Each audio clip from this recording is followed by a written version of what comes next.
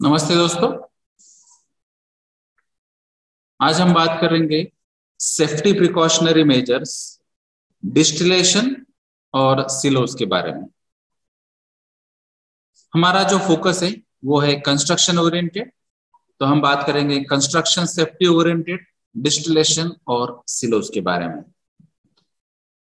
तो जैसे आपको मालूम है कि डिस्टिलेशन प्रोसेस ये मेनली रिफाइनरीज या केमिकल या पेट्रोलियम पेट्रोकेमिकल इंडस्ट्रीज में होती है, जहां पर आपको लिक्विड लिक्विड सेपरेशन करना होता है और जो बॉइलिंग पॉइंट बेसिस पे करना है। तो इसके लिए आपको एक पर्टिकुलर हाइट का कॉलम की रिक्वायरमेंट रहेगी और वहां पे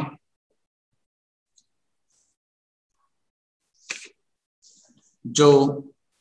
कॉलम्स के अलग अलग पार्ट्स होते हैं, जैसे कि मल्टीपल इनपुट्स और मल्टीपल आउटपुट्स भी होते हैं।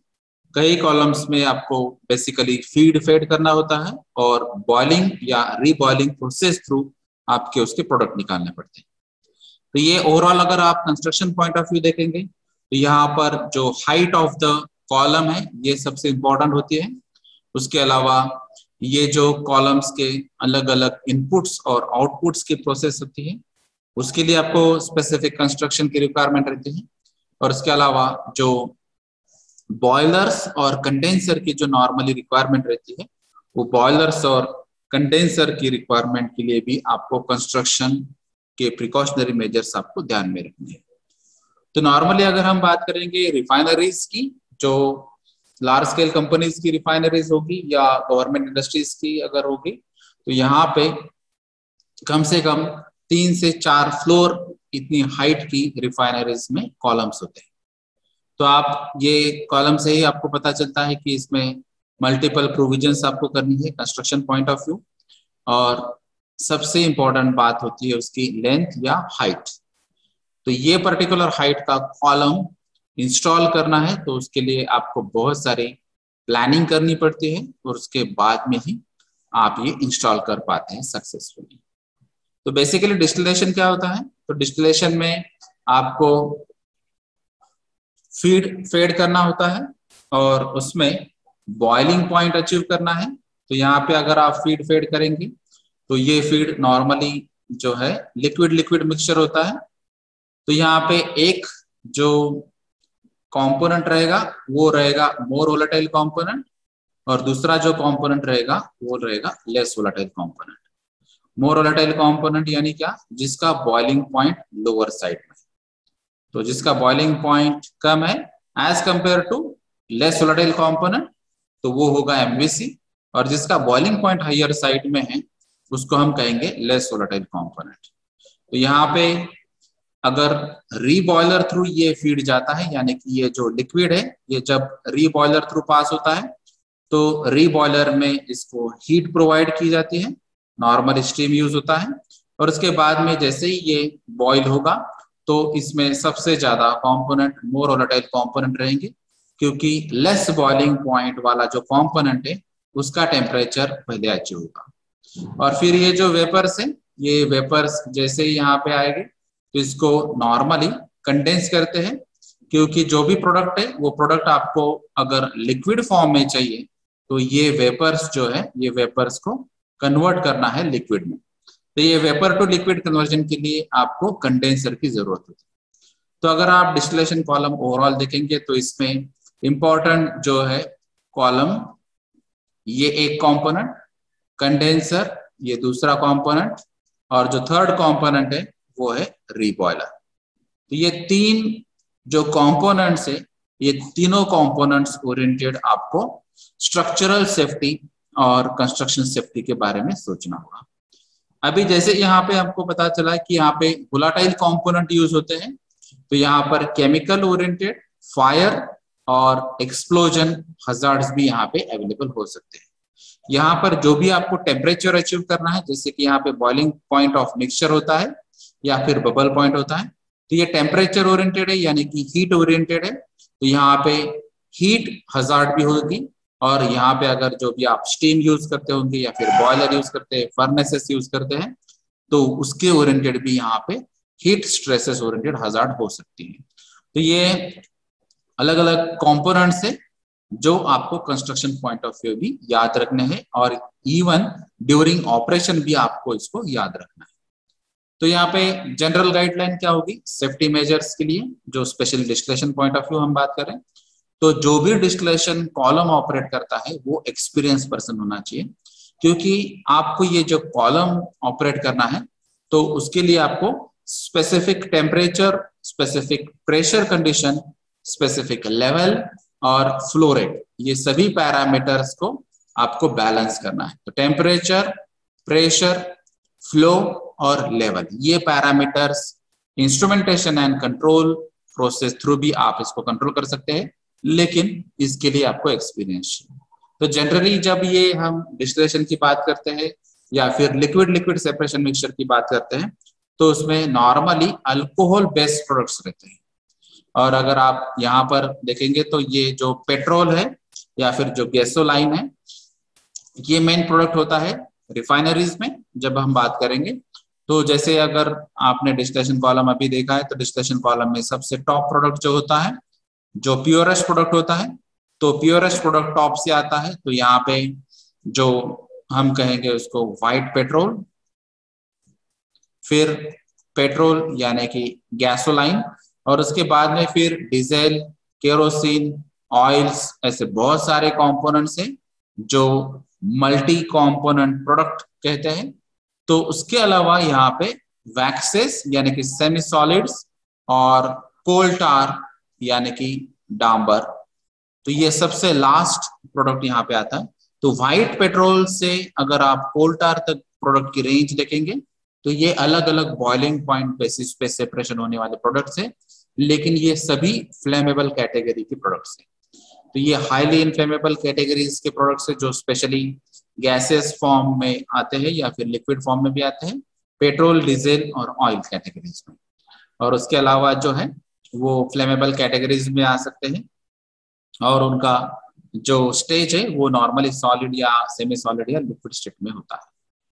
अभी यहाँ पे जो गैसेस प्रोडक्ट तैयार होते हैं जैसे कि यहाँ पे सीएनजी या फिर एनजी या फिर एलपीजी, ऐसे फॉर्म में जो गैसेस होते हैं तो गैसेस हाईली इन्फ्लेमेबल और एक्सप्लोजिव कैटेगरी वाले गैसेस होते हैं। तो डिस्टिलेशन में ये जो ओवरऑल प्रोसेस आपको दिखाई देती है ये डिस्टिलेशन ऑपरेशन में ये already chemical oriented fire, explosion और केमिकल हजार्ड्स यहाँ पे अवेलेबल है। उसके अलावा जब ये कॉलम का कंस्ट्रक्शन होता है या फिर बॉयलर आप इंस्टॉल करते हैं या फिर जो कंडेंसर है वो कंडेंसर ओरिएंटेड आप स्ट्रक्चरल फॉर्म में कुछ चेंजेस करते हैं या इंस्टॉल करते हैं, उस टाइम भी आपको ध्यान रखना पड़ेगा क्योंकि आप एक पर्टिकुलर हाइट तक कॉलम को लेके जाना है और हर एक स्टेजेस जिसको कहते हैं, तो ये कॉलम में अलग अलग स्टेजेस होती हैं। तो कॉलम में स्टेजेस या जो प्लेट्स होते हैं ये हर प्लेट पे अलग अलग टेम्परेचर और प्रेशर कंडीशन होती है और ये हर टेम्परेचर और प्रेशर को आपको मेंटेन रखना है, कंट्रोल करना है ये प्लेट्स में, या जिसको हम थ्योरेटिकल स्टेजेस भी कह पाते हैं। तो इसमें अगर आप प्रिकॉशनरी मेजर्स पे ध्यान रखेंगे तो जो भी यहाँ पे ओपन फ्लेम रहेगी वो आपको यूज नहीं करना है। नॉर्मली फर्नेसेस और बॉयलर्स के रेंज में ओपन फ्लेम हम नॉर्मल यूज करते हैं, तो यहाँ पे ये पॉसिबल नहीं क्योंकि यहाँ पे वोलाटाइल अगर लिक्विड्स या अल्कोहल बेस्ड केमिकल्स आप यूज करते हैं तो वहाँ पे फायर के चांसेस होते हैं। उसके अलावा जो वेंटिलेशन है वो प्रॉपर होना चाहिए क्योंकि अगर आपका वेंटिलेशन प्रॉपर नहीं होगा, एयर का क्वांटिटी अगर कम होता है तो ओवरऑल एनवायरनमेंट में वोलाटाइल कंपोनेंट्स का कॉन्सेंट्रेशन बढ़ जाएगा और जिसकी वजह से यहाँ पे अगर कुछ इग्निशन के चांसेस होते हैं तो उसकी वजह से फायर कैच होने के चांसेस बढ़ जाते हैं। तो ये नॉर्मल एनवायरनमेंट की जगह यहाँ पे ये हाईली फ्लेमेबल एरिया में कन्वर्ट हो सकता है जिसकी वजह से फायर कैच हो सकती है। और इन केस अगर डिस्टिलेशन कॉलम जैसे इक्विपमेंट्स में अगर फायर कैच होती है तो वहां पे एक्सप्लोजन के भी चांसेस बढ़ जाते हैं क्योंकि यहाँ पे एक्सप्लोजिव केमिकल्स भी प्रोडक्ट तैयार होते हैं, गैसेस फॉर्म में हो सकते हैं या फिर जो वोलेटाइल लिक्विड्स है वो लिक्विड्स का भी वेपर में कन्वर्जन हो जाएगा और वहां पे अगर वेपर क्लाउड फॉर्म होता है तो वहां पे वेपर क्लाउड एक्सप्लोजन के भी चांसेस बढ़ जाते हैं। तो ये आपको अलग अलग यहाँ पे ऑपरेशन बेसिस पे भी जो हजार्ड है उसके बारे में भी आपको ध्यान रखना चाहिए। तो यहाँ पे आपको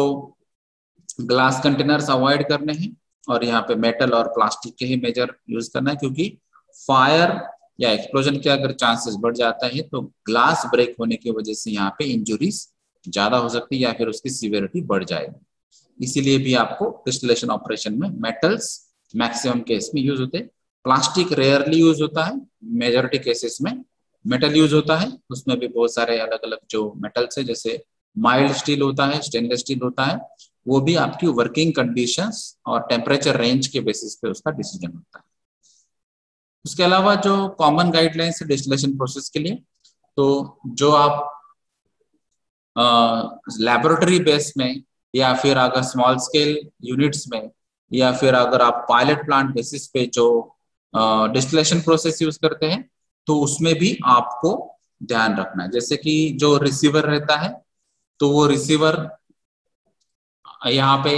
जो फ्लोर है वो फ्लोर पे यूज होना चाहिए और उसके बाद में ही आपको जो केमिकल ट्रांसफॉर्म करना है उसका यूटिलाइजेशन करना है। तो यहाँ पे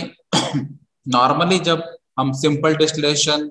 या फ्लैश डिस्टिलेशन या कंटिन्यूस डिस्टिलेशन, ऐसे बहुत सारे जो डिस्टिलेशन के टाइप्स है उसके बारे में जब कहते हैं, तो जनरली अगर आपको पायलट प्लांट बेसिस पे या research and development activities basis पे काम करना है